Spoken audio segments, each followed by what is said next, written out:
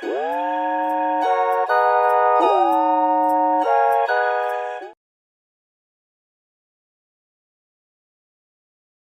теперь давайте с вами постараемся понять, что такое неупругое столкновение. После неупругого столкновения тела должны обязательно двигаться вместе.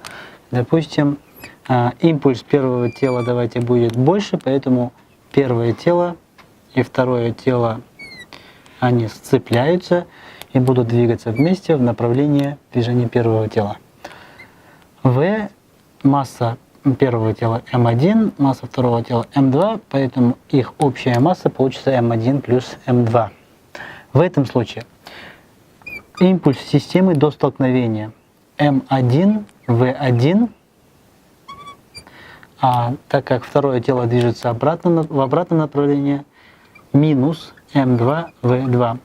Импульс системы после столкновения, их общая масса М1 плюс М2, и их скорость тоже будет общая, и она равна v. Тут не обязательно обозначать штрихом, потому что у нас одна скорость после столкновения, а скорость до столкновения мы с вами обозначили в другой форме. А теперь давайте с вами приравняем импульсы системы до и после столкновения. Импульс системы до столкновения М1В1 минус М2В2. А импульс системы после столкновения М2 плюс М1 скобки умноженные на общую скорость. Это уравнение закона сохранения импульса для неупругого столкновения. А теперь давайте рассмотрим один пример для закона сохранения импульса для неупругих столкновений.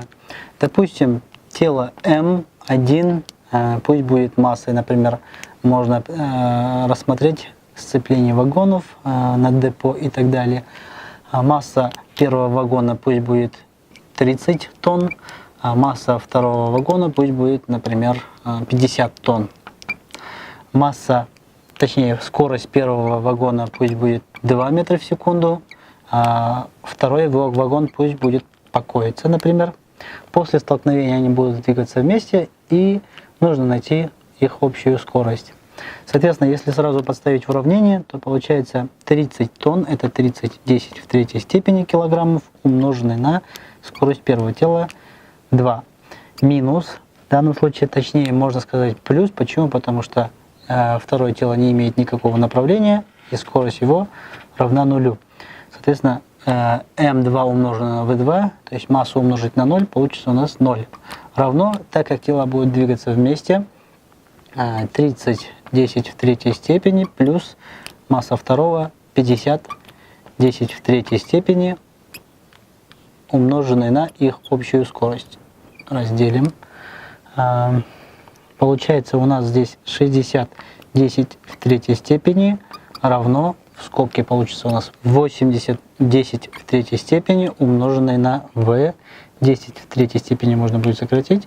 Итого скорость получится 60 деленное на 80.